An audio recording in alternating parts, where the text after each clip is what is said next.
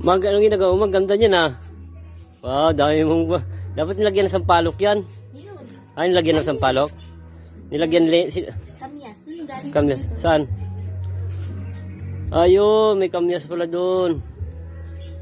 Tapos ito sampalok ko. Tingin ang niluluto mo, ma. Buksan mo nga, ma. Uy, walang. Man? Ba't mo... Wala akong ano eh. Ano ba yung klaseng panghawak mo? Kamayin mo lang kasi pa yan mainit.